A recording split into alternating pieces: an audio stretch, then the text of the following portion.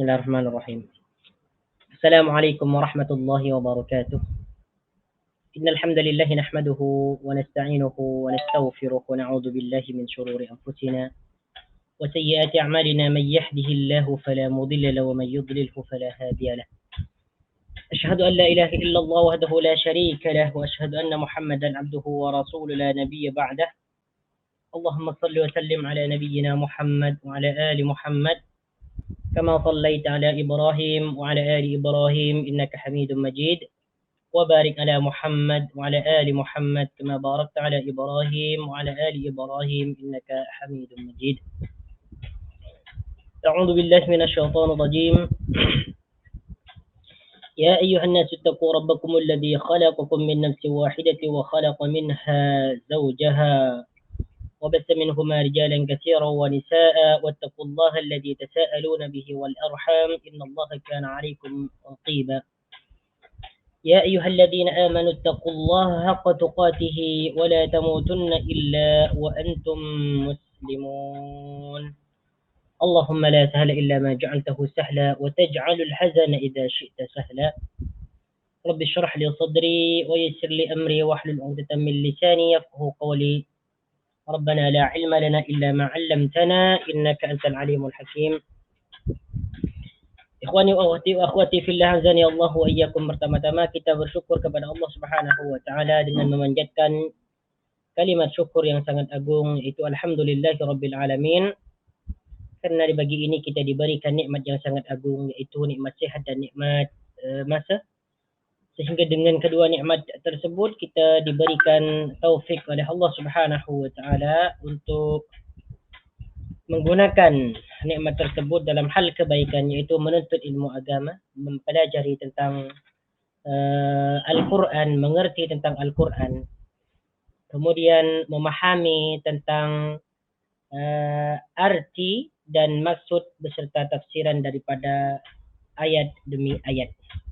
Nah, tuan-tuan, puan-puan yang dirahmati oleh Allah Subhanahu wa taala, insyaallah taala pada pagi ini kita akan sambung pelajaran kita, yaitu mengerti Al-Quran dalam surah At-Takwir. Nah, surah At-Takwir. Bagi yang mempunyai buku, silakan buka bukunya. Buka surat yang ke-23, surah At-Takwir.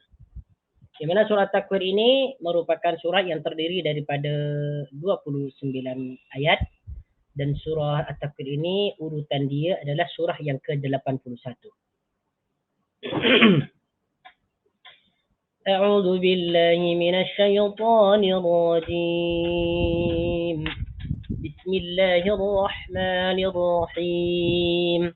Idza asy-syamsu kuwirat wa idzan nujumu kadarat wa idzal jibalu suyirat وإذا العشار عطلت وإذا الوحوش حشرت وإذا البحار سجرت وإذا النفوس زوجت وإذا الموءودة سئلت بأي ذنب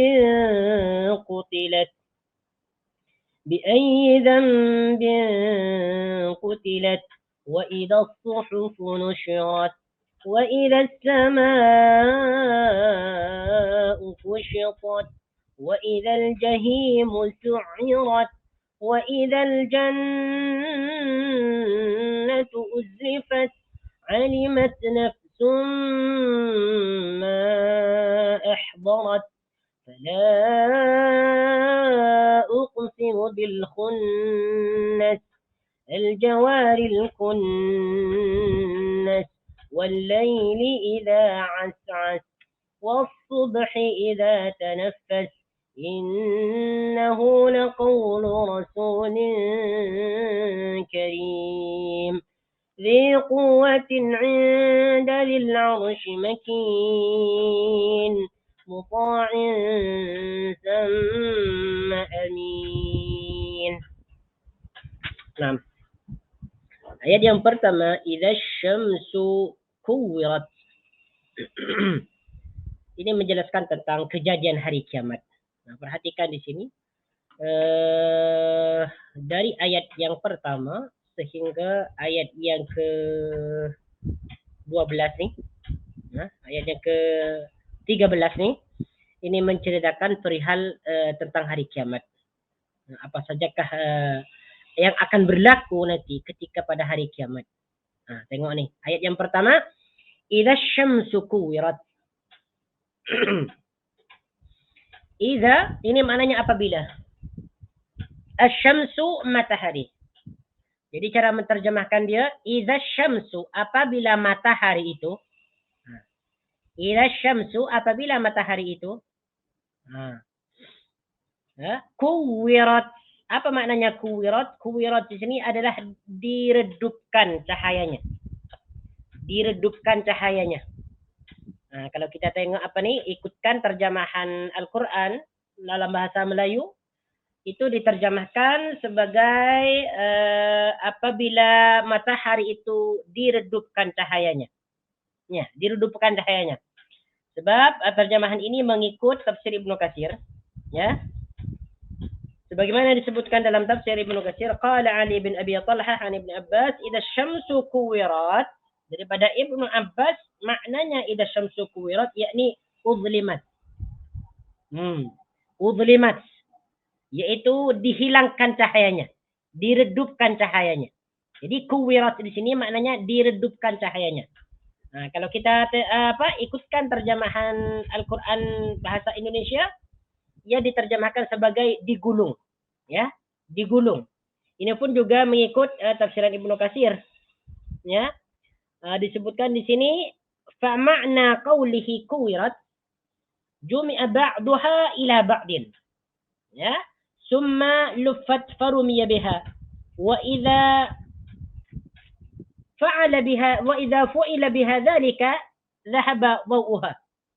Jadi kuwirat itu maknanya apabila matahari itu sebahagian dikumpulkan ataupun digulungkan sebagian yang lain, ya, kemudian ianya dilemparkan, maka apa yang berlaku? Maka matahari itu dhahaba dhawuha, maka cahayanya dia akan menghilang.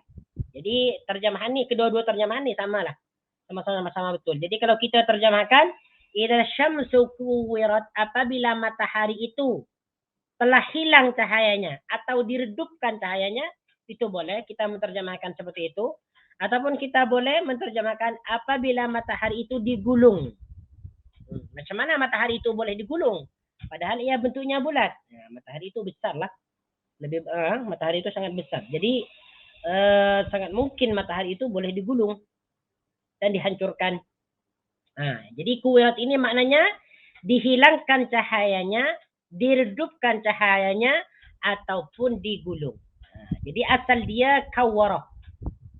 Kawwarah. Ya, kawwarah menghilangkan cahaya atau menggulung. Fi'il mudhari'nya adalah yukawwiru. Yukawwiru. Yukawwiru.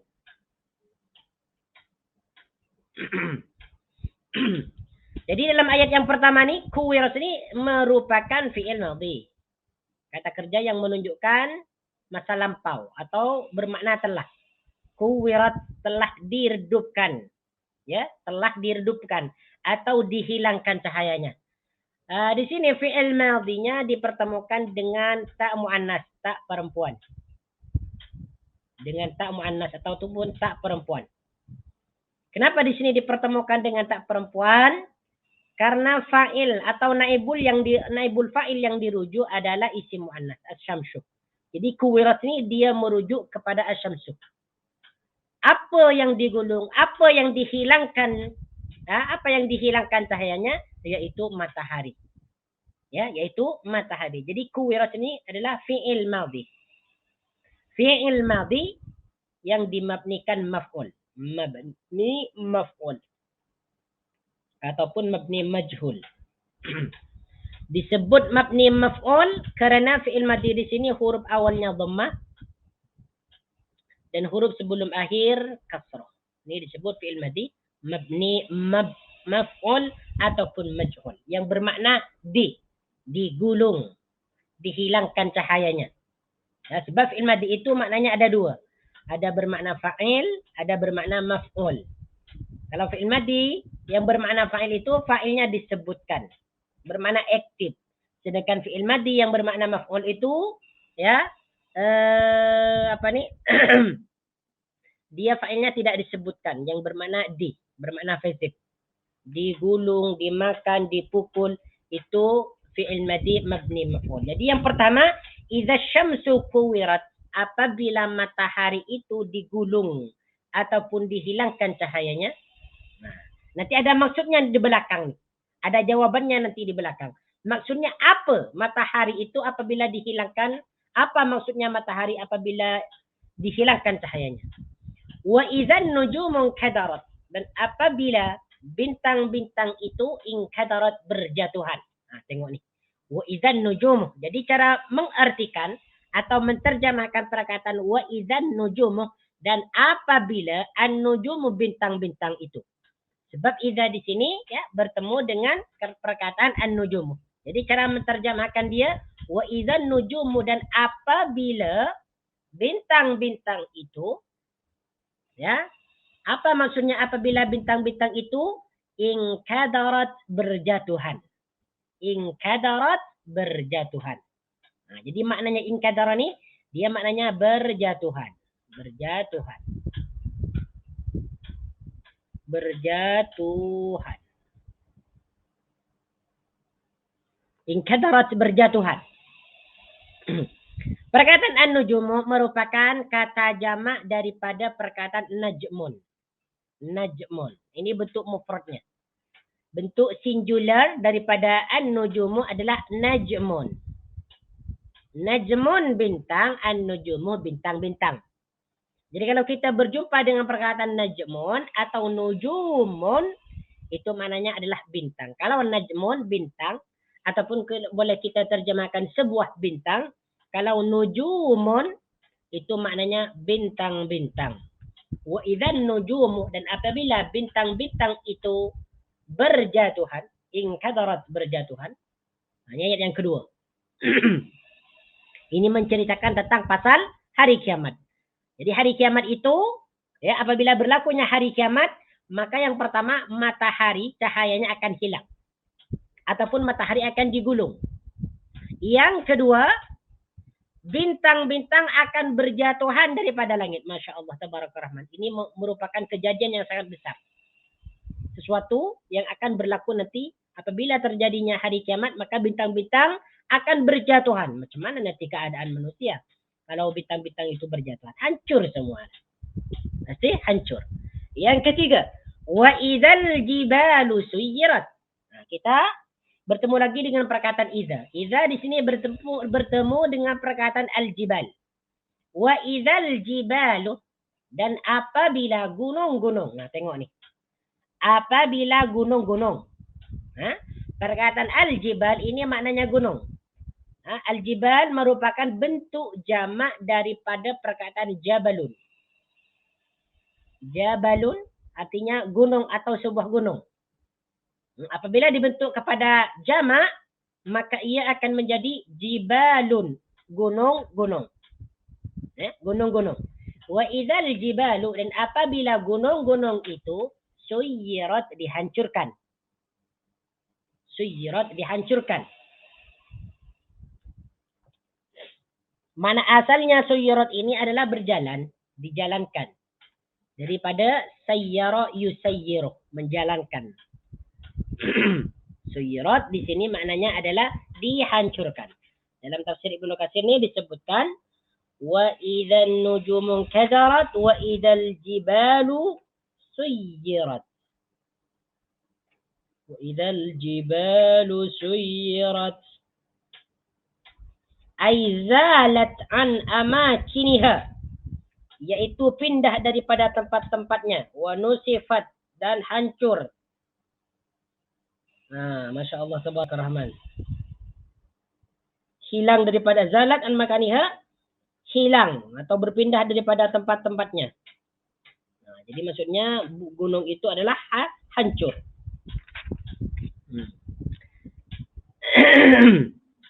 Jadi berlakunya hari kiamat itu, yang ketiga nanti gunung-gunung akan dihancurkan. akan dihancurkan. Kemudian ayat yang keempat, wa idzal insyaru utilat. Tengok ni, wa idzal insyaru, apa maknanya al-insyaru? Maknanya al-insyaru adalah unta-unta bunting. Unta bunting atau hamil. Mengandung. Unta-unta bunting atau mengandung.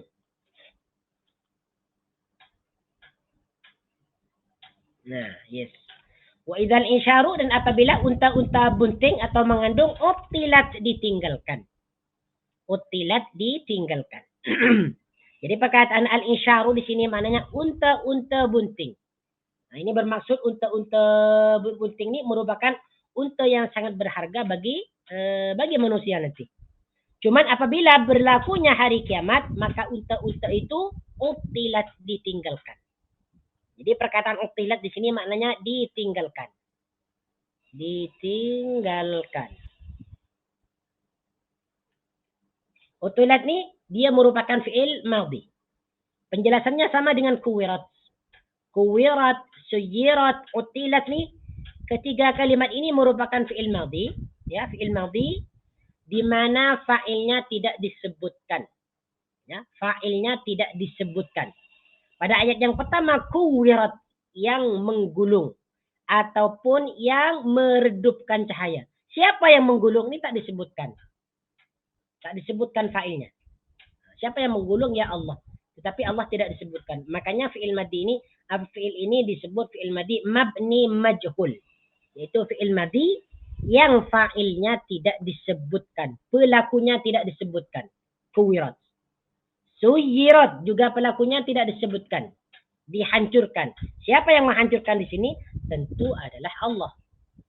Kemudian yang ketiga, ayat yang keempat ini, utilat, ditinggalkan. Wa idzal insyaru utilat. Dan apabila unta-unta itu ditinggalkan. Siapa yang meninggalkan? Ya manusia. Ditinggalkan oleh pemiliknya. Jadi yang keempat ni, apabila nanti berlaku hari kiamat, maka unta-unta yang bunting tu, unta-unta yang mengandung tu, ia akan ditinggalkan, tidak dihiraukan lagi. Karena ketika itu manusia sibuk lari daripada orang tuanya, lari daripada anaknya, lari daripada istrinya. Jadi walaupun mereka mempunyai unta-unta yang mengandung, maka akan ditinggalkan semua. Wa idzal wuhushu husyirat. Yang kelima, apabila berlakunya hari kiamat, wa idzal wuhushu, dan apabila binatang liar. Binatang liar. Kalau tengok dalam terjemahan ni, ya betul, binatang liar. Dan apabila binatang-binatang liar. Al-wuhushu ini maknanya binatang liar. Binatang liar. Ya, ini perkataan al-wuhush ini merupakan jamak kepada perkataan al-wahsyu. Ini mufrad dia. Al-wahsyu. Jamak dia adalah al-wuhushu. Al-wahsyu binatang liar, al-wuhushu binatang-binatang liar. Jadi maksudnya apa binatang-binatang liar? Husyirat, dikumpulkan. Husyirat, dikumpulkan. Jadi ketika berlakunya hari kiamat ini, semua binatang-binatang liar itu akan berkumpul. Lalu dikisas oleh Allah Subhanahu wa ta'ala. Itu berlakunya hari kiamat. Jadi perkataan husyirat di sini maknanya dikumpulkan. Dikumpulkan. Ini perkataan husyirat juga disebut fi'il madhi. Fi'il madhi. Mabni maf'ul. Mabni maf'ul. Sama penjelasannya dengan kuwirat. Ataupun mabni majhul. Ataupun mabni majhul. Nah, yang fa'ilnya tidak disebutkan. Pelakunya tidak disebutkan. Ciri-cirinya fi'il madhi mabni majhul. Huruf awalnya dhamma. Dan huruf sebelum akhir adalah kasrah. Husyirat, dikumpulkan. Siapa yang mengumpulkan? Yang mengumpulkan hewan-hewan liar tersebut tentunya adalah Allah. Jadi yang kelima, apabila berlakunya hari kiamat, semua hewan-hewan liar akan berkumpul. Kemudian yang keenam, wa idzal biharu sujjirat. Masya Allah, tabarakallah. Perhatikan ayat yang keenam nih. Wa idzal biharu. Apa maknanya al-bihar? Al-bihar maknanya adalah lautan-lautan. Al-biharu merupakan jamak kepada perkataan bahrun. Biharu, lautan-lautan. Merupakan jamak kepada perkataan bahrun. Bahrun, lautan. Al-biharu, lautan-lautan. Ini kata jamaknya. Maksudnya apabila lautan-lautan itu, apa maksudnya? Sujirat, diluapkan. Sujirat, diluapkan atau dipanaskan. Jadi sujirat di sini maknanya dipanaskan ataupun diluapkan. Jadi nanti air laut itu meluap dari saking panasnya. Diluapkan.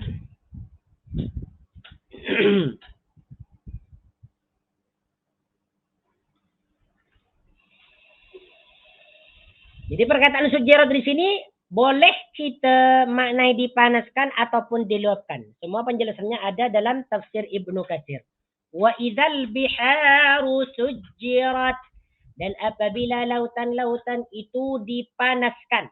Nah, jadi berlakunya hari kiamat nanti, air yang ada di lautan itu sangat panas. Sehingga dari saking panasnya air tersebut akan meluap. Itu nanti ketika berlakunya hari kiamat. Wa idzan nufusu zuwijat. Nah, perhatikan. Wa idzan nufusu. Perkataan idza bertemu dengan perkataan an-nufusu. An-nufusu. Apa maknanya an-nufusu? Yaitu jiwa-jiwa. Jiwa-jiwa. Atau setiap orang. Ya. An-nufus ini merupakan jamak dari perkataan nafsun. Ini bentuk mufradnya, nafsun. Nafsun jiwa. Ya. Nufusun jiwa-jiwa. Wa idzan nufusu zuwijat. Nah, cuman di sini kalau kita ikutkan dalam terjemahan Al-Quran bahasa Melayu ini diterjemahkan dengan roh-roh. Dan apabila roh-roh itu dipertemukan dengan tubuh. Wa idzan nufusu zuwijat, dan apabila roh-roh itu dipertemukan dengan tubuh. Cuman kalau kita tengok ikutkan dalam tafsiran Ibnu Katsir nih, yang dimaksud wa idzan nufusu zuwijat, apa maknanya nih? Ai jumi'a kullu syaklin ila nadhirihi. Maksudnya adalah setiap sesuatu yang berbentuk akan dikumpulkan dengan pasangannya. Nah, maksudnya adalah setiap sesuatu yang baik akan dikumpulkan dengan yang baik. Dan sesuatu yang buruk akan dikumpulkan dengan yang buruk. Ini maknanya wa idzan nufusu zuwijat. Dan apabila jiwa-jiwa itu dikumpulkan dengan pasangannya. Jadi boleh kita terjemahkan nih ayat yang ke-7 nih. Yang pertama kalau kita mengikut dengan terjemahan yang sudah ada, yaitu terjemahan Al-Quran bahasa Melayu nih. Ayat yang ayat yang ke-7 nih, ia diterjemahkan dengan wa idzan nufusu zuwijat. Dan apabila roh-roh itu dipertemukan. Jadi makna zuwijat ini dipertemukan. Yang kedua boleh diterjemahkan apabila setiap jiwa-jiwa itu dipertemukan dengan pasangannya. Ini kalau kita ikutkan tafsir Ibnu Katsir. Jadi setiap jiwa-jiwa nanti ketika hari kiamat akan dipertemukan dengan pasangannya. Orang zalim akan dikumpulkan dengan orang zalim. Orang yang beriman akan dikumpulkan dengan orang yang beriman. Orang kafir akan dikumpulkan dengan orang kafir. Orang munafik akan dikumpulkan dengan orang munafik. Itu maksud dia. Nah, coba nih.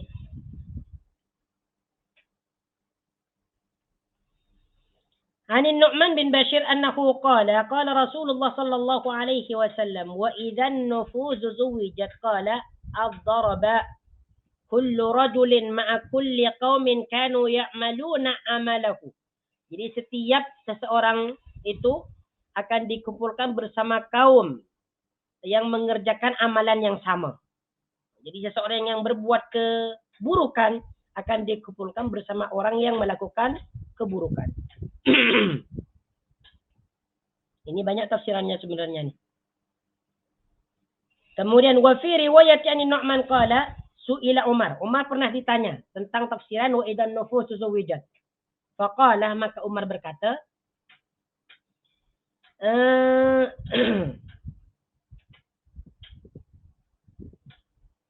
yaqrunu baina ar-rajuli yaqarna baina ar-rajuli as-salihi ma'a ar-rajuli as-salih. Itu mereka akan dikumpulkan yaitu orang lelaki yang soleh akan dikumpulkan bersama orang yang soleh.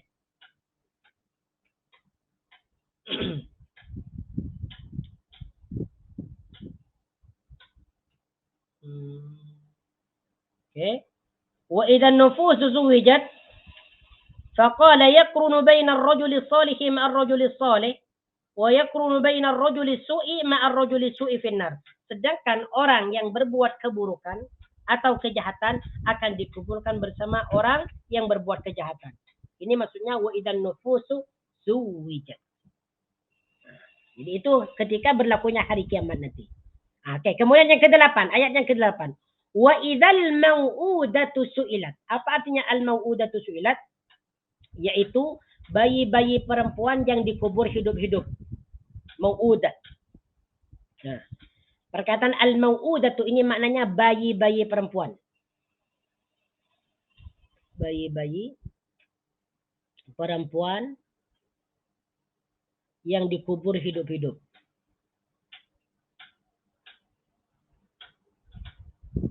Hidup-hidup. Ini maknanya al-mau'udatu. Wa idzal mau'udatu su'ilat. Dan apabila bayi-bayi perempuan yang dikubur hidup-hidup, yang dikubur hidup-hidup, itu disebut ya bayi perempuan atau yang ditanam hidup-hidup, su'ilat ditanya. Su'ilat ditanya. Su'ilat ditanya. Siapa yang ditanya? Al-mau'udatu. Jadi perkataan su'ilat di sini merupakan fi'il madhi. Ini sama penjelasannya dengan fi'il madhi sebelumnya. Ya, ini fi'il madhi mabni majhul ataupun mabni maf'ul yang bermakna di. Su'ilat ditanya. Mabni majhul. Tak disebutkan fa'ilnya atau subjeknya. Siapa yang ditanya? Nah, siapa yang bertanya? Ini tak disebutkan. Tentunya yang bertanya adalah Allah Subhanahu wa taala. Jadi terjemahan yang sempurna wa idzal mau'udatu su'ilat, dan apabila bayi-bayi perempuan yang ditanam atau yang dikubur hidup-hidup, su'ilat ditanya. Nah, jadi nanti apabila berlakunya hari kiamat, maka setiap bayi-bayi perempuan yang dikubur hidup-hidup dulu, nah, oleh orang-orang jahiliyah masa-masa dulu, maka mereka akan ditanya nih. Para bayi ini akan ditanya nanti di hari kiamat. Mereka akan dibangkitkan, lalu Allah Subhanahu wa taala bertanya kepada bayi-bayi ini. Apa pertanyaan dia? Bi ayyi dzambin qutilat? Atas dosa apakah? Bi ayyi dzambin? Atas dosa apakah? Atau karena dosa apakah? Atau disebabkan dosa apakah? Bi ayyi dzambin? Perhatikan di sini. Ayyu. Ayun di sini maknanya apa sajakah? Ya, ayun maknanya apa sajakah? Kemudian perkataan ayun dimasuki oleh huruf ba, huruf jar, yang bermakna disebabkan atau karena apa.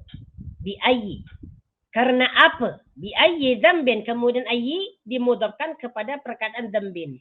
Dzambin ini maknanya dosa. Bi ayyi dzambin, karena dosa apakah? Itu cara menerjemahkannya.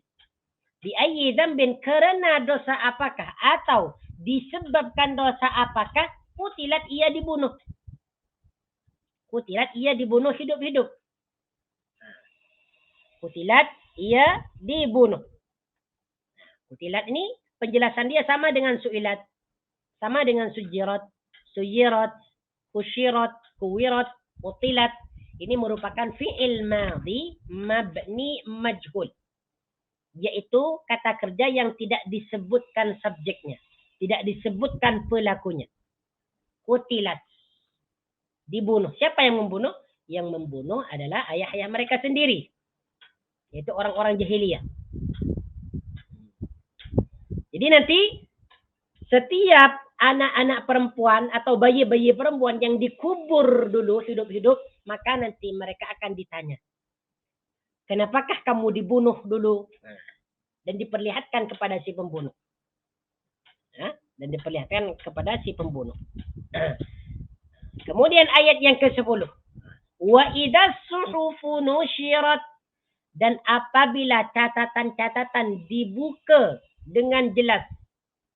Wa idzas suhufu, dan apabila lembaran-lembaran.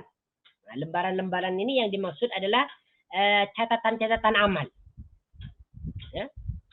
Wa idzas suhufu, dan apabila catatan-catatan atau lembaran-lembaran amal nusyirat, dibuka dengan sejelas-jelasnya atau selebar-lebarnya.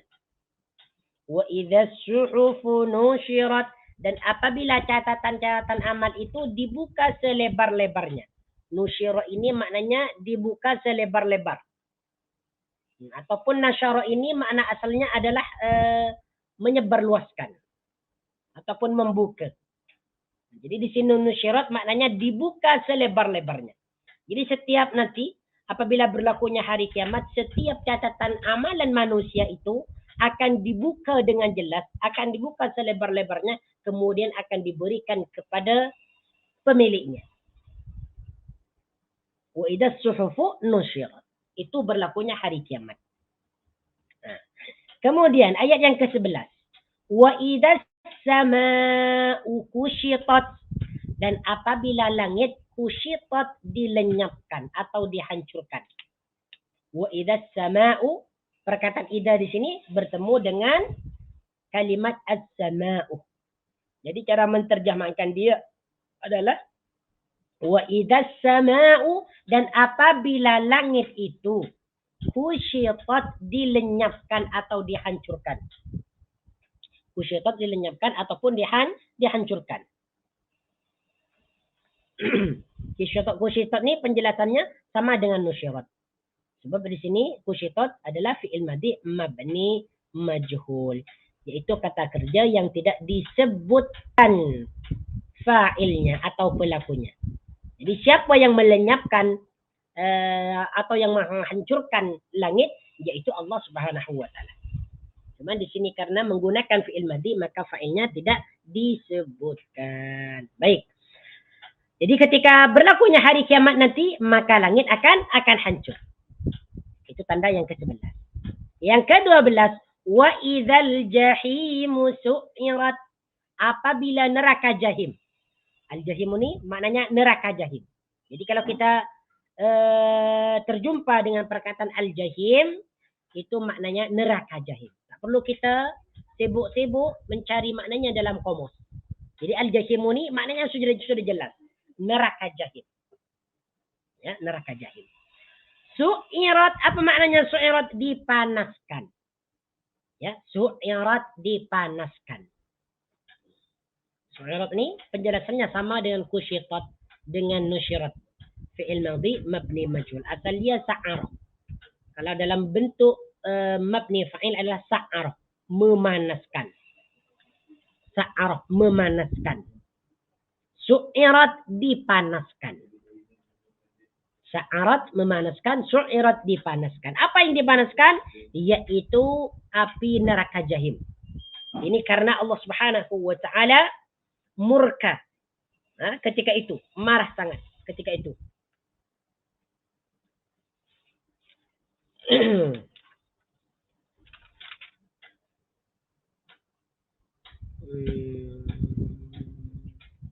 Nah, tengok nih. Kenapa di sini wa qawluhu wa idzal jahim su'irat.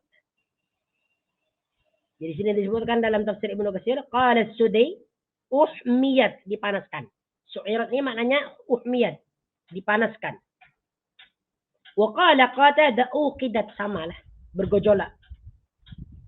Qala, kemudian dia berkata, wa innama yusairuha ghadaballahu wa khataya bani Adam.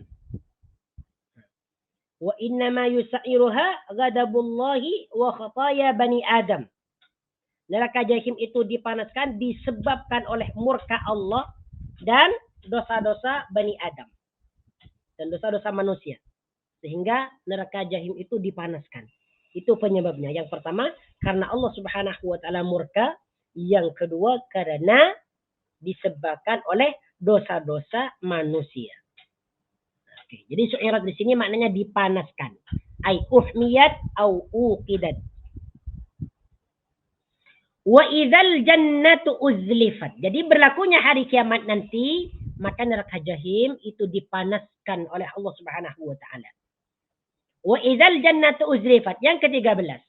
Dan apabila al-jannatu syurga itu uzlifat didekatkan.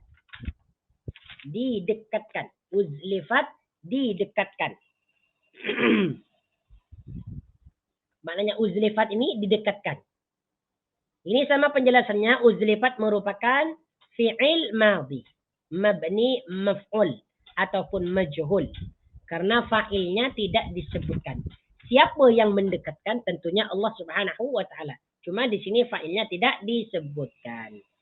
Jadi artinya wa idzal jannatu uzlifat, apabila syurga itu didekatkan. Nah, jadi ketika berlakunya hari kiamat, maka syurga itu didekatkan oleh Allah Subhanahu wa taala. Jadi ini ayat yang pertama sehingga 13 ini menceritakan tentang berlakunya hari kiamat. Nah, di sini semua kalimatnya menggunakan idza. Ayat yang pertama idza syamsu kuwirat, ayat yang kedua idza apabila. Ayat yang ketiga apabila juga. Kemudian ayat yang keempat wa idzal insyaru utilat, apabila unta-unta bunting ditinggalkan. Wa idzal wuhushu husyirat, dan apabila binatang liar dikumpulkan. Wa idza semua ni. Wa idza al-mau'udatu su'ilat bi ayyi dhanbin qutilat wa idza as-suhufu nushirat wa idza as-sama'u kushitat wa idza al-jahimu su'irat. Ini perlu diperhatikan. Apabila ada perkataan diawali dengan idza, itu pasti ada jawaban. Pasti ada kalimat yang menjadi jawaban. Dan apabila, maksudnya apabila, nah, tengok nih. Dalam ayat yang ke-14 ini jawaban dia. Jawaban dia. Alimat nafsum ma ahdarat. Oke, coba saya terjemahkan semuanya. Apabila matahari itu digulung ataupun dihilangkan cahayanya, dan apabila bintang-bintang itu berjatuhan, dan apabila gunung-gunung itu dihancurkan, dan apabila unta-unta bunting itu ditinggalkan, dan apabila binatang liar itu dikumpulkan, dan apabila lautan-lautan itu dipanaskan atau diluapkan, dan apabila jiwa-jiwa itu dipertemukan dengan pasangannya, ataupun wa idzal mau'udatu su'ilat, dan apabila bayi-bayi perempuan yang dikubur hidup-hidup ditanya atas dosa apa dia dibunuh. Wa idza suhufun nusyirat, dan apabila lembaran-lembaran itu dibuka selebar-lebarnya, dan apabila langit itu dilenyapkan ataupun dihancurkan. Wa idzal jahimu su'irat, dan apabila neraka jahim itu dipanaskan. Wa idzal jannatu uslifat, dan apabila syurga itu didekatkan. Alimat nafsum ma ahdarat, maka setiap jiwa-jiwa akan mengetahui. Maka setiap jiwa mengetahui ma ahdarat, apa yang dia telah lakukan. Alimat nafsun. Alimat nafsun. Maka setiap jiwa-jiwa, alimat ini merupakan jawaban nih. Jawaban ayat yang pertama sehingga ayat 13. Alimat nafsun. Maka setiap jiwa-jiwa, nafsun ini maknanya jiwa-jiwa, ini sudah jelaskan tadi. Ya. Alimat ini merupakan fi'il madhi. Alimat bermakna mengetahui. Kemudian di sini fi'il madhinya dipertemukan dengan tak ta'nis, dengan tak perempuan. Ta'ut ta'nis, tak perempuan. Kenapa disebut tak ta'nis di sini? Ya, ini menunjukkan bahwasanya fa'ilnya adalah perempuan. Mana fa'ilnya? Yaitu nafsun.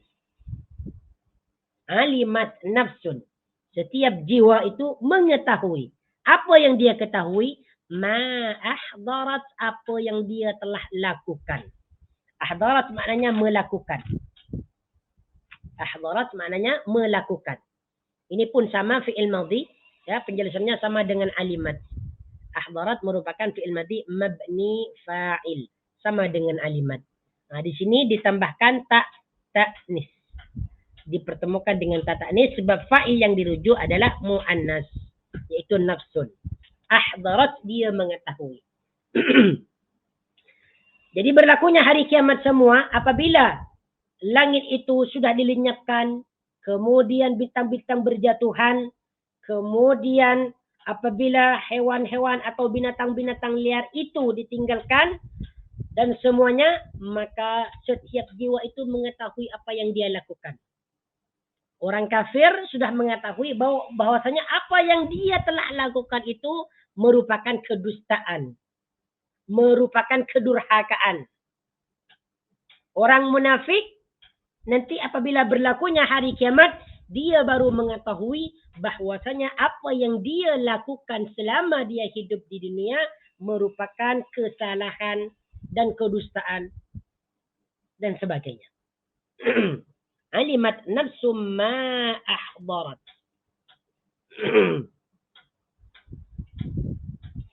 Kemudian ayat berikutnya. Fala uqsimu bil khunnas. Fala uqsimu. Maka aku bersumpah bil khunnas, dengan bintang-bintang. Fala uqsimu bil khunnas. Maka aku bersumpah, ini kata Allah nih. Fala uqsimu bil khunnas, maka aku bersumpah dengan bintang-bintang. Allah Subhanahu wa taala berhak bersumpah dengan makhluknya. Dan manusia tidak boleh bersumpah dengan makhluk, melainkan boleh bersumpah dengan nama Allah Subhanahu wa taala. Nah, perhatikan dalam perkataan fala uqsimu, la di sini merupakan la zaidah, la tambahan. Ini bukan la nafi yang bermakna tidak, tetapi di sini la tambahan yang tidak mempunyai makna apa-apa. Jadi la di sini bukan bermakna tidak. Dia tidak mempunyai makna, hanya sekedar zaidah, tambahan saja. Ini disebut zaidah, la zaidah. Sebagai tambahan saja. Jadi cara menterjemahkan fala uqsimu maknanya adalah maka aku bersumpah. Bukan maka aku tidak bersumpah, bukan.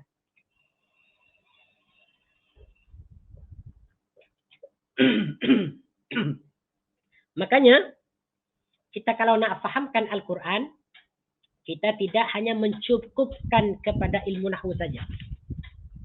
Nah, kalau kita tinjau daripada ilmu nahwu, memang la ni seakan-akan la bermakna nafi kan. Karena yang kita pahami la biasanya la nafi, la bermakna tidak. Cuma di sini kena ikut tengok tafsiran dia. Apa maksudnya fala uqsimun? Sebab kalau kita terjemahkan secara harfiah, la fala uqsimu, maka aku tidak bersumpah. Nah, ini kesalahan fatal. Jadi la di sini la zaidah. Uqsimu ini merupakan fi'il mudhari. Kan? Fi'il mudhari. Daripada fi'il madhi aqsama yuqsimu. Aqsama, dia telah bersumpah. Yuqsimu, dia akan bersumpah. Uqsimu, aku bersumpah. Nah, jadi yang bermakna aku di sini adalah uqsimu. Huruf hamzah ni dia bermakna aku. Uqsimu, aku bersumpah. Bersumpah dengan apa? Bil khunnasi, dengan bintang. Jadi maknanya khunnas adalah bintang. Bintang-bintang. Sebab nama-nama bintang ni dalam Al-Quran ada yang disebut an-nujumu. Seperti yang sudah kita pelajari tadi. Wa idzan nujumun kadarat. Itu maknanya bintang-bintang. Al-khunnas juga maknanya bintang-bintang. Apa lagi? Kalimat yang bermakna bintang. Al-kawakib. Al-kawakib juga bermakna bintang. Bintang-bintang. Bagaimana akan disebutkan dalam surah setelah ini. Surah berikutnya nanti insyaAllah. Jadi kata Allah Subhanahu wa taala, aku bersumpah demi bintang-bintang. Al-jawaril kunnas. Apa makna al-jawar? Al-jawari yang beredar. Al-jawari yang beredar.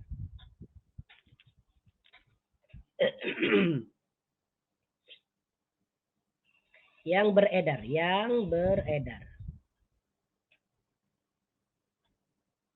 Al-kunnasi yang terbenam.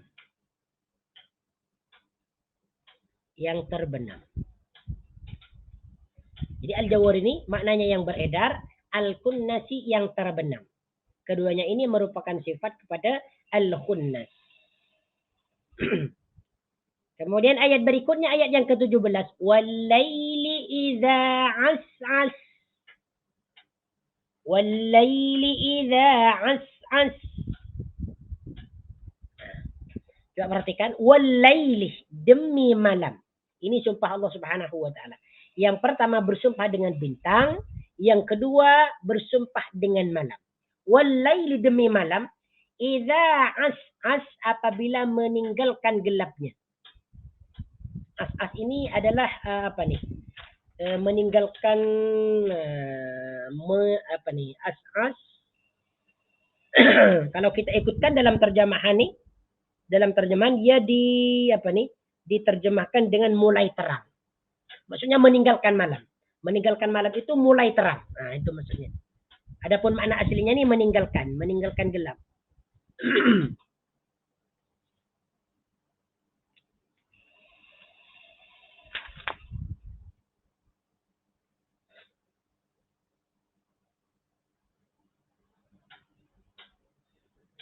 Wal-laili idza as'as. Ya, hampir habis ya. Kalau kita tengok dalam kamus nih, as'as maknanya hampir habis. Mana aslinya hampir habis.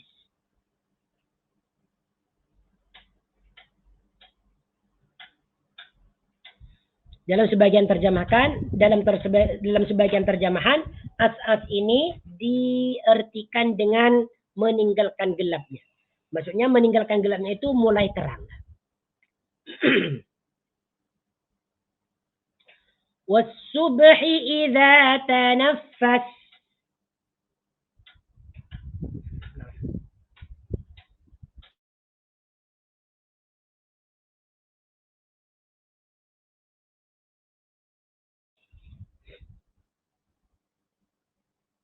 Baik. Was-subhi, jadi sumpah yang kedua tadi, wal-laili idza as'as. Demi malam yang mulai terang atau yang meninggalkan gelapnya. Kemudian ayat yang ke-18, was-subhi idza tanaffas. Ini sumpah Allah Subhanahu wa taala yang ketiga. Demi pagi. Idza tanaffas, apabila menyingsing. Was-subhi, demi pagi, idza tanaffas, apabila cahayanya atau fajarnya mulai menyingsing. Jadi tanaffas di sini maknanya menyingsing. Tanaffas maknanya menyingsing. Menyingsing itu maksudnya terangkat ke atas, menyingsing.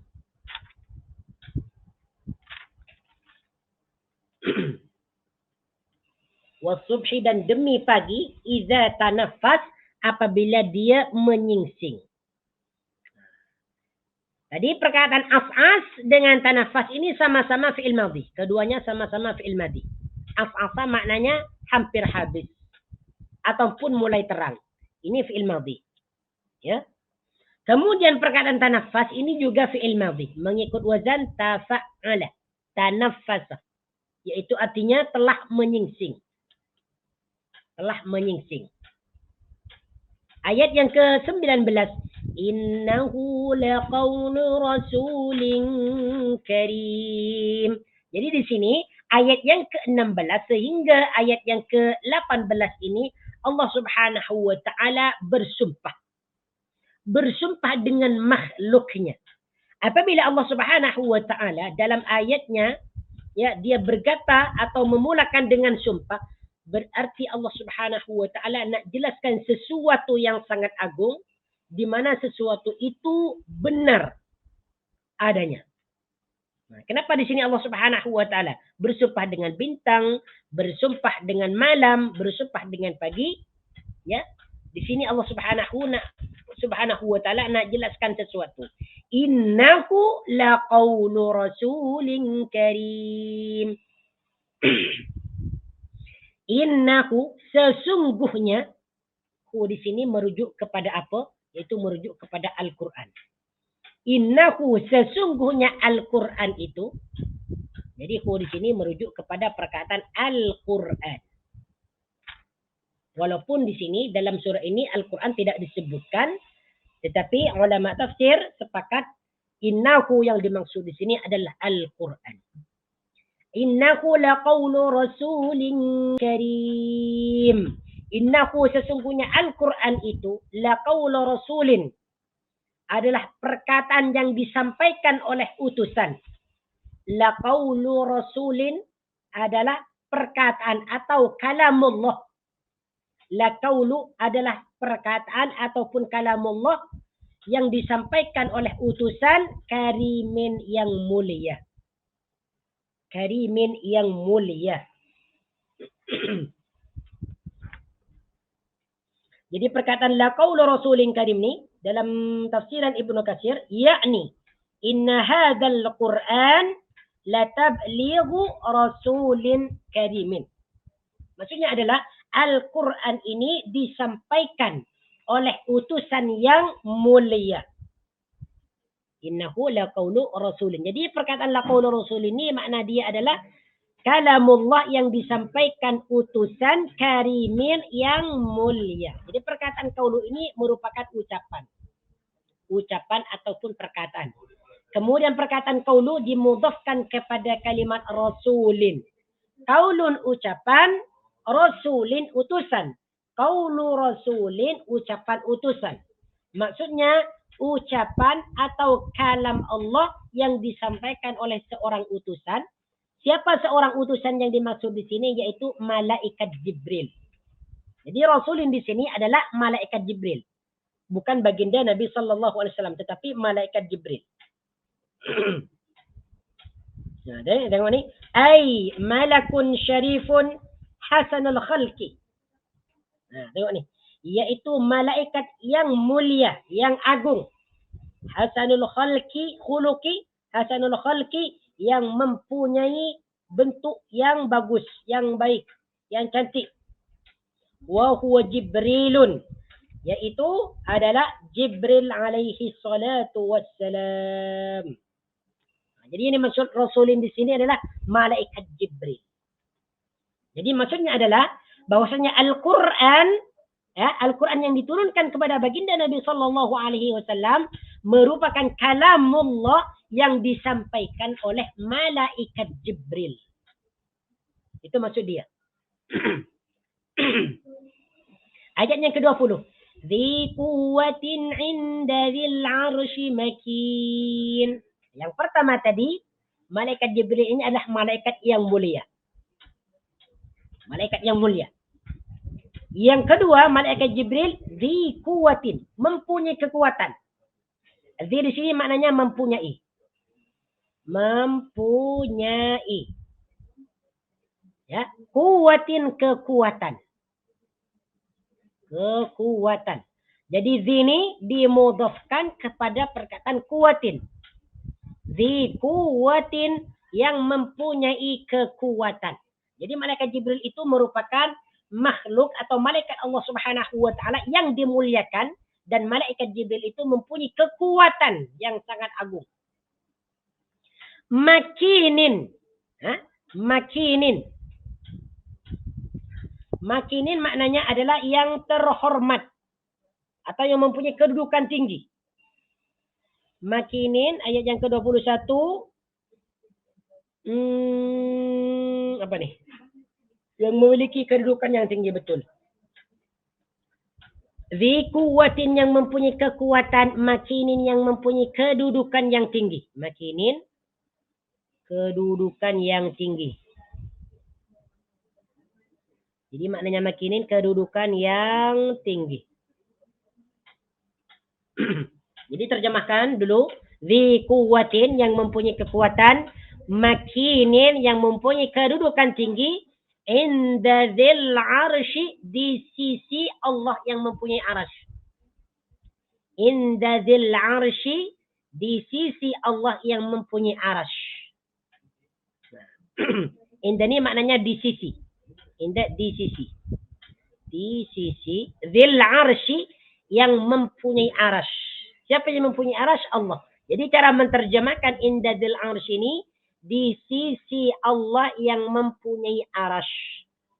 Jadi terjemahan yang sempurna ayat yang ke-20 nih, dzi quwwatin inda dzil arsy makin, yang mempunyai kekuatan, makinin dan kedudukan yang tinggi, inda dzil arsy di sisi Allah yang mempunyai arsy.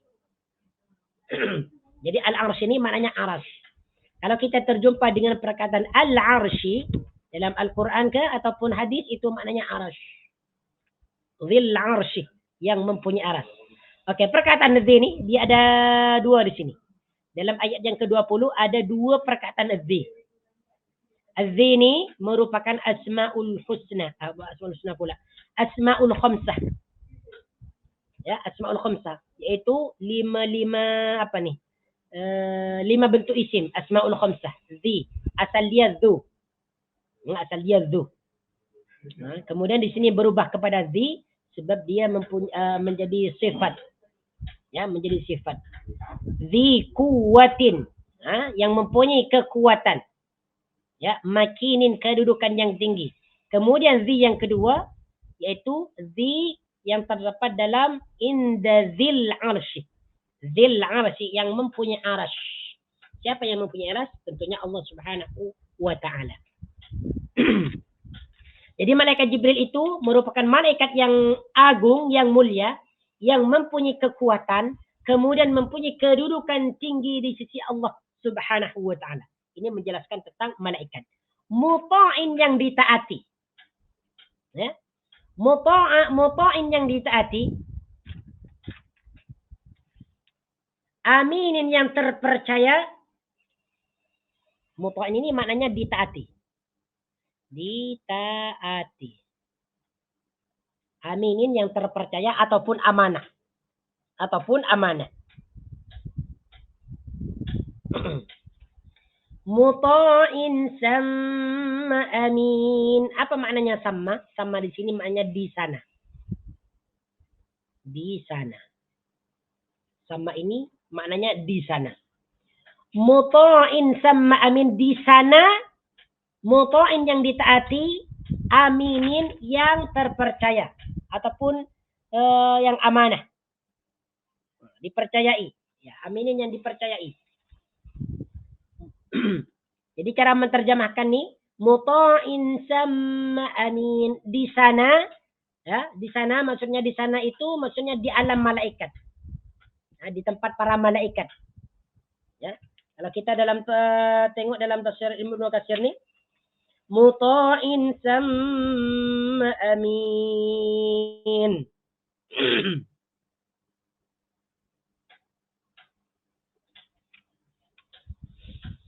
Ai qala Qatada muta'in sama. Okey, jap. Muta'in sama ai lahu wijahatun. Yaitu malaikat Jibril itu mempunyai kehormatan yang sangat agung. Wa huwa masmu'ul qawli. Ya, malaikat Jibril itu merupakan perkataannya yang didengar. Muta'in yang ditaati fil mala'il a'la, di tempat malaikat yang agung, yang tinggi. Jadi maksudnya sama di sini adalah di tempat para malaikat. Ya. Muta'in qala Qatadah. Sedangkan Qatadah berkata, muta'in sama ini maknanya ay fis samawat, yaitu di langit. Jadi maksudnya malaikat Jibril itu merupakan malaikat yang ditaati, kemudian yang dipercayai di alam malaikat, yaitu di langit. Di tempat para malaikat yang tinggi. Jadi sama di sini maknanya di sana.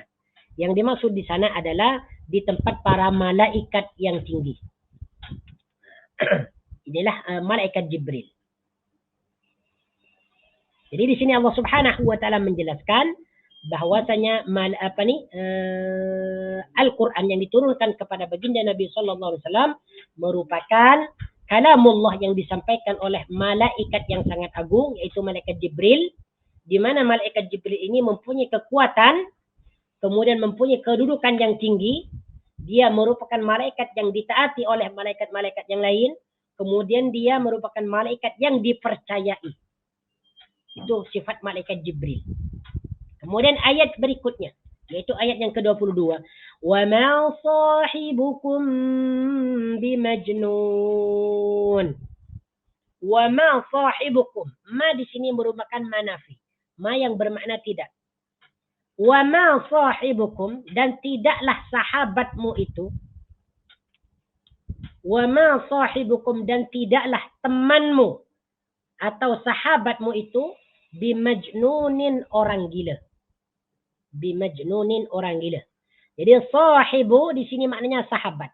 Sahibun adalah sahabat ataupun teman. Jadi perkataan sahabat itu diserap daripada bahasa Arab. Jadi kalau kita jumpa dengan sahibuni, boleh diterjemahkan dengan sahabat ataupun teman, ataupun yang mempunyai. Ya, sahibul kitabah, yang mempunyai tulisan. Sahibul bait, yang mempunyai rumah. Jadi kadang sahibun itu bermakna orang yang mempunyai. Kadang dia dimaknai sahabat atau teman. Dalam ayat ini, ayat yang ke-22 dalam surah At-Takwir ni, maknanya sahibuni adalah maknanya sahabat.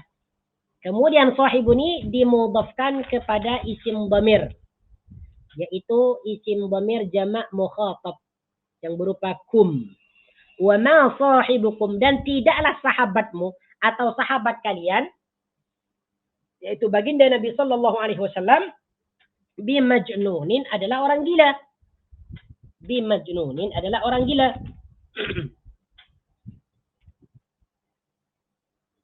Siapa yang dimaksud sahibukum ni, sahabatmu ni?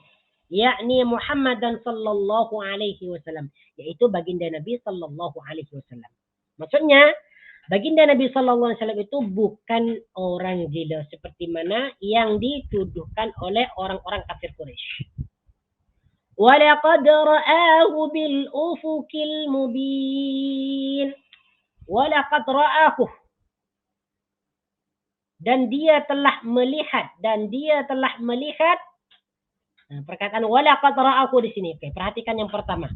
Walaqad, qad di sini bermakna sungguh. Sungguh. Walaqad, dan sungguh-sungguh. Ra'a maknanya melihat. Siapa yang melihat di sini? Rasulullah sallallahu alaihi wasallam. Ya, ra'a yang melihat di sini adalah Rasulullah sallallahu alaihi wasallam. Hu dia yang dimaksud adalah malaikat Jibril, yaitu Rasulun Karim. Walaqad ra'ahu, dan dia Muhammad telah, dan dia Muhammad sungguh telah melihat malaikat Jibril fil ufuqil mubin, di ufuk yang jelas ataupun yang terang. Fil ufuqil mubin, di ufuk al-mubin, yang jelas ataupun terang. Coba kita tengok dalam terjemahan ayat yang ke-23. Dan sungguh dia Muhammad, walaqad ra'ahu, dan sungguh dia Muhammad telah melihat malaikat Jibril, ya, bil ufuqil mubin, di ufuk yang terang ataupun yang jelas. Ufuk di sini maknanya ufuk. Ufuk al-mubin, yang jelas ataupun nyata. Tapi kalau tengok dalam terjemahan ni, dia diterjemahkan kaki langit. Kaki langit. Maksudnya dalam ayat yang ke-23 ini, maksudnya Rasulullah sallallahu alaihi wasallam pernah melihat bentuk malaikat Jibril dengan jelas. Ya, di mana disebutkan dalam tafsir Ibnu Katsir ni, walaqad ra'ahu bil ufuqil mubin. Ya, yakni walaqad ra'a Muhammadun Jibril alladhi ya'tihi birrisalah, yaitu baginda Nabi sallallahu alaihi wasallam sungguh telah melihat malaikat Jibril, ya, yang membawa risalah kepadanya daripada Allah Subhanahu wa taala ala surati allati khalaqahu Allah 'alaiha, yaitu dalam bentuk yang diciptakan oleh Allah Subhanahu wa taala. Maksudnya dalam bentuk malaikat Jibril yang nyata, bentuk yang sesungguhnya. Lahu sittumi'ati janahin. Nah, tengok ni, Masya Allah, Tabarakur Rahman. Malaikat Jibril itu mempunyai 600 sayap. Mempunyai 600 sayap. Ini malaikat Jibril. Jadi ketika baginda Nabi SAW melihat malaikat Jibril dalam bentuknya yang nyata, maka malaikat Jibril itu mempunyai 600 sayap. Masya Allah, Tabarakur Rahman. وَمَا هُوَ عَلَى الْغَيْبِ بِضَنِينٍ. Jadi perkataan al-ufuq itu maknanya ufuk al-mubin, yang jelas ataupun terang. Yang jelas ataupun terang. Ufuk yang jelas ataupun ufuk yang terang. وَمَا هُوَ عَلَى الْغَيْبِ بِضَنِينٍ. وَمَا هُوَ, dan tidaklah dia Muhammad. Ya, ma di sini juga disebut ma nafi, ma yang bermakna tidak. Wa ma huwa. Kemudian ma di sini dipertemukan dengan isim dhamir huwa. Jadi cara menterjemahkan, dan tidaklah dia. Wa ma huwa, dan tidaklah dia. Dia yang dimaksud siapa? Yaitu yang dimaksud di sini adalah baginda Nabi sallallahu alaihi wasallam. Wa ma huwa 'alal ghaibi bidhanin.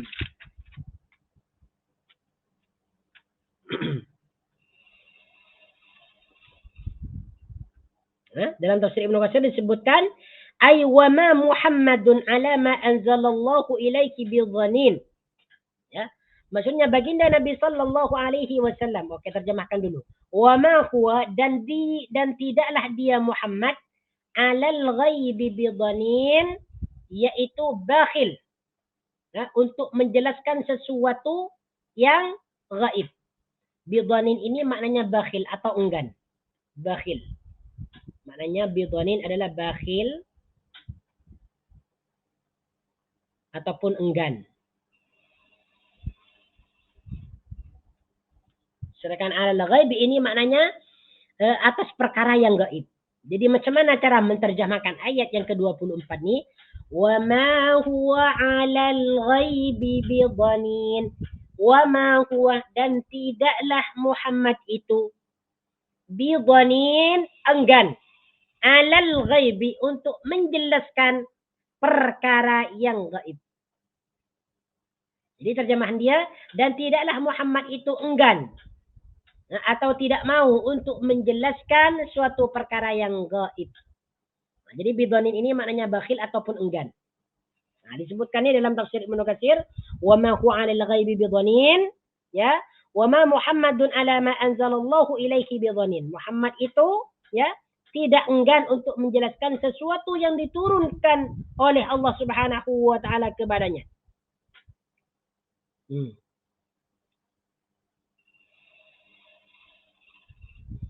Wa minhum man qara'a dzalika bid-dhad ay bi bakhilin. Di antara mereka ada yang membaca dengan huruf dhad yang bermakna bakhil. Bal yabdhuluhu li kulli wahidin. Akan tetapi baginda Nabi sallallahu alaihi wasallam menyampaikan segala sesuatu yang diturunkan kepadanya kepada setiap orang. Dijelaskan semua. Qala Sufyan bin Uyainah, dhaninun wa dhaninun sawa'un. Perkataan dhanin dengan dhanin ini sama. Adalah sama. Jadi ada yang membaca perkataan ini bidhanin, ada yang membaca dengan bidhanin, ada yang membaca dengan bidhanin. Huruf dhad dan huruf dha. Dan maknanya sama. Yaitu enggan ataupun bakhil. Ay ma huwa bikadibin, yaitu baginda Nabi tidak berdusta. Wa ma huwa bifajirin, dan beliau itu bukanlah orang yang suka berbuat sesuatu yang jahat. Nah.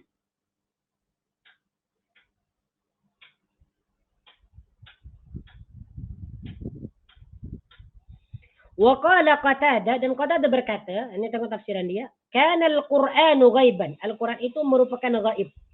Jadi cara diturunkannya Al-Qur'an itu merupakan sesuatu yang gaib. Fa anzalallahu ala Muhammadin, maka Allah menurunkannya kepada baginda Nabi.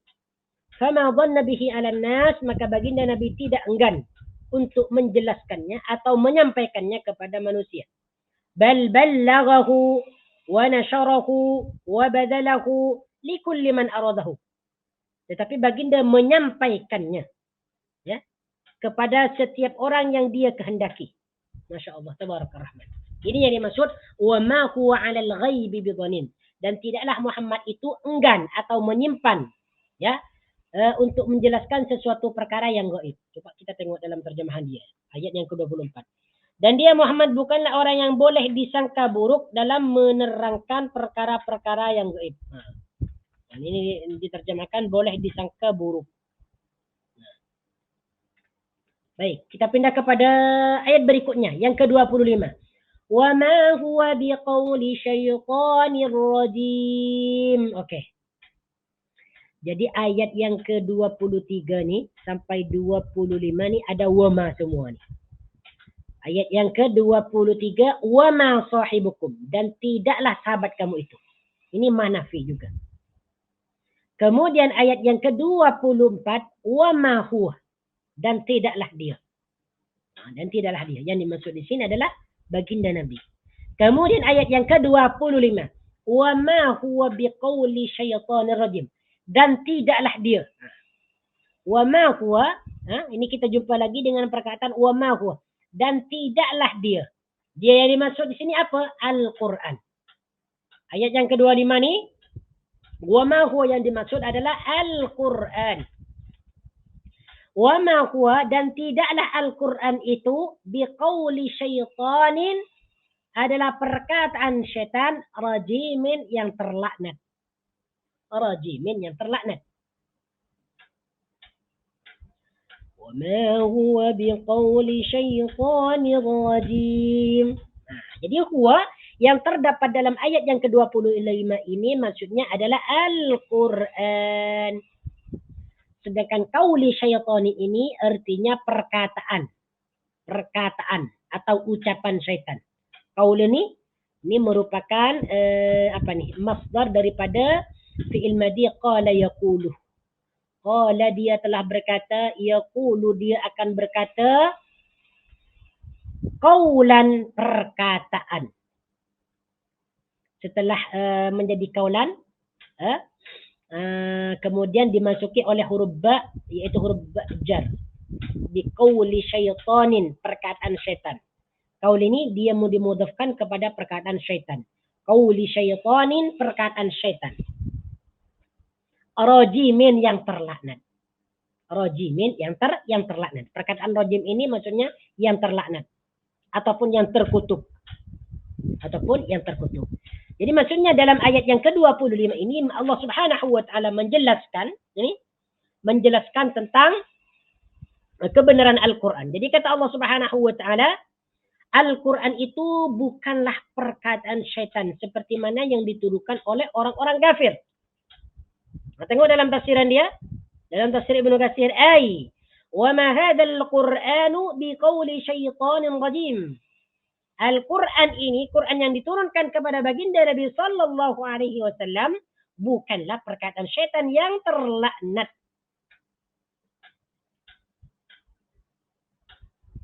Baik. Kalau sudah seperti itu, Al-Qur'an itu adalah benar.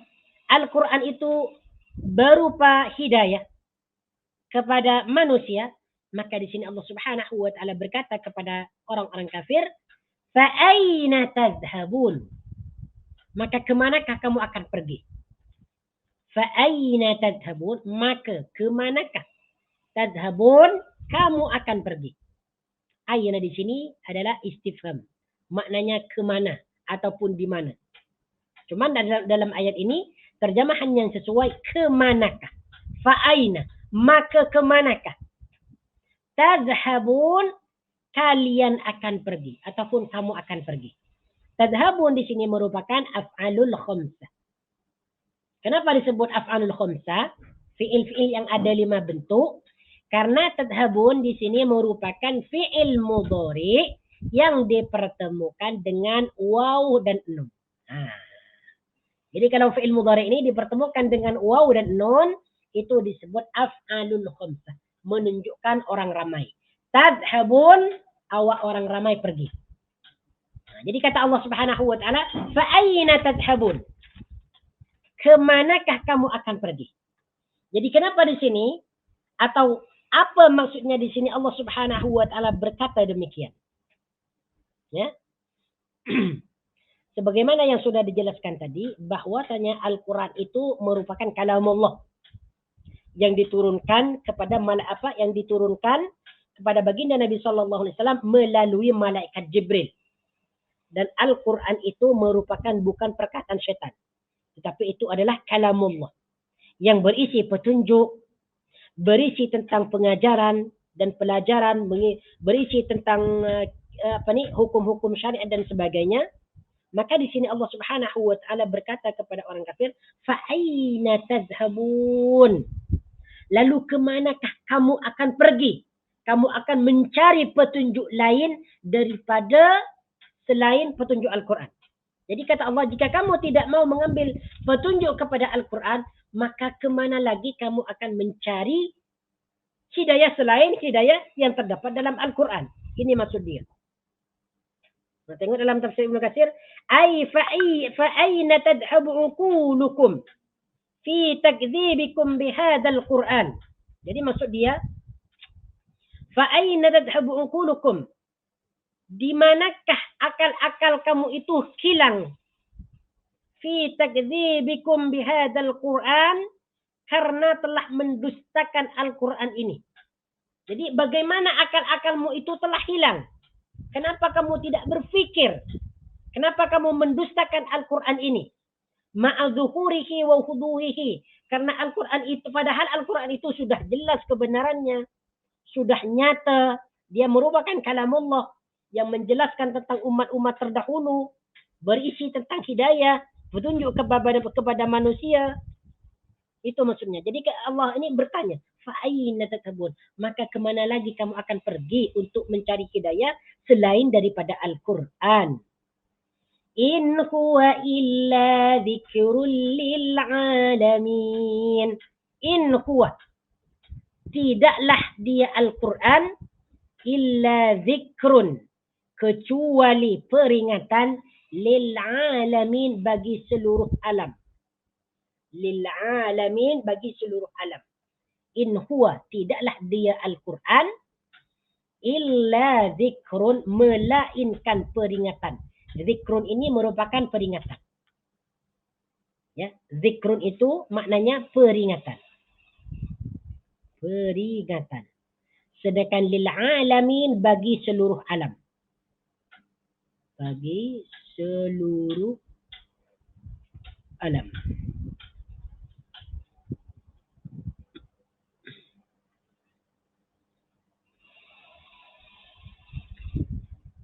Ya, maksudnya Al-Quran itu merupakan peringatan bagi seluruh umat manusia yang ada di alam ini.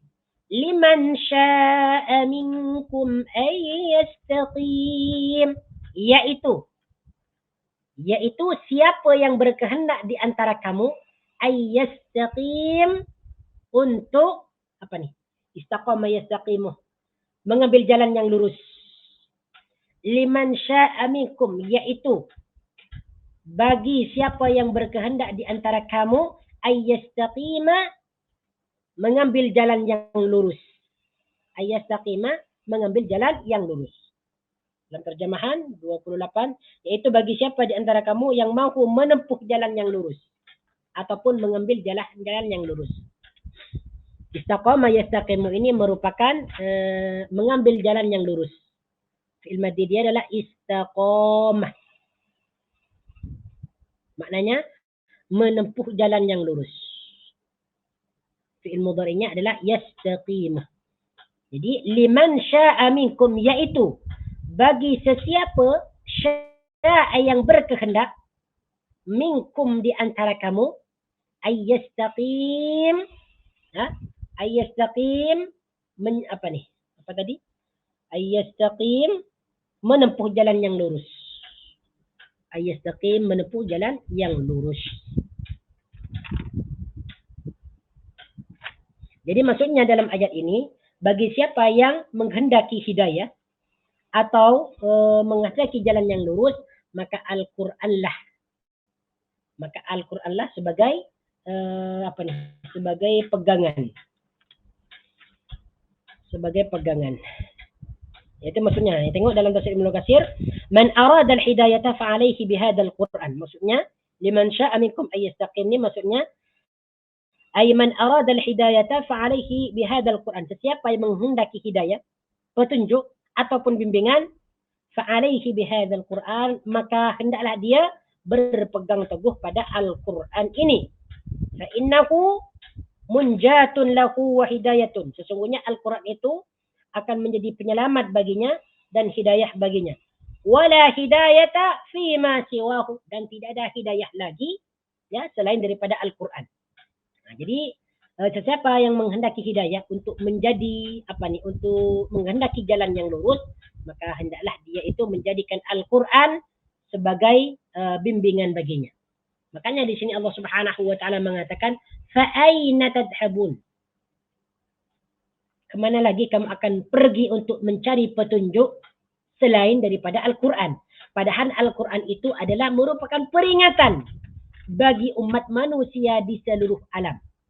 Sesiapa yang ingin hidayah, maka jadikanlah Al-Quran itu sebagai pegangan dan pedoman baginya. وَمَا تَشَاءُونَ إِلَّا أَن يَشَاءَ اللَّهُ رَبُّ الْعَالَمِينَ. وَمَا تَشَاءُونَ, dan kamu tidak akan berkehendak. Ya, wa ma tasyauna, dan kamu tidak akan berkehendak ataupun mampu. Ya. Wa ma tasyauna, dan kamu tidak akan mampu ataupun berkehendak. Ya. Mampu untuk apa? Untuk menempuh jalan itu, illa ayyasha Allahu, melainkan dengan kehendak Allah, Rabbul Alamin, Tuhan seluruh alam. Ya. Wa ma tasyauna, dan kamu tidak mampu menempuh jalan itu. Ya. Menempuh jalan itu, illa ayyasha Allahu Rabbul Alamin, illa ayyasha Allahu, melainkan dengan kehendak Allah, Rabbul Alamin, Tuhan seluruh alam. Maksudnya adalah kamu tidak akan mendapatkan hidayah. Kamu tidak akan pernah ataupun mampu untuk menempuh jalan hidayah itu, melainkan dengan kehendak Allah Subhanahu wa ta'ala. Ya. Jika Allah Subhanahu wa ta'ala berkehendak untuk memberikan hidayah kepada seorang, maka Allah akan memberikan hidayah kepadanya. Dan jika Allah Subhanahu wa ta'ala berkehendak untuk menyesatkan seseorang, maka Allah Subhanahu wa ta'ala dapat menyesatkannya. Inilah yang dimaksud wa ma tasyauna illa ayyasha Allahu Rabbul Alamin. Nah, insyaallah taala kita akan sambung pada minggu hadapan. Jadi untuk surah At-Takwir ini sudah habis ya. Untuk surah At-Takwir, insyaallah taala pada minggu hadapan kita akan sambung mempelajari tentang mengerti Al-Quran surah Al-Infitar. Idza as-samaa'u infatarat wa idzal kawakibu intasarat. Ini juga menjelaskan tentang berlakunya hari kiamat. Masyaallah tabaraka rahman. Naam.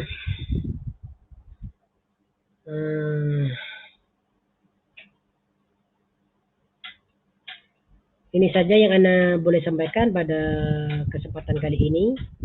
Apabila ada kesilapan dan kesalahan, itu datangnya daripada saya sendiri. Apabila ada kebenaran, itu datangnya daripada Allah Subhanahu wa ta'ala. Aqulu qawli hadha astaghfirullahal azim li wa lakum. Subhanakallahumma wa bihamdika ashhadu an la ilaha illa anta أستغفرك وأتوب إليك وصلى الله على سيدنا محمد وعلى آله وصحبه وبارك وسلم تسليما كثيرا، والحمد لله رب العالمين. أقول لكم جزاكم الله خيرا وبارك الله فيكم. السلام عليكم ورحمة الله وبركاته.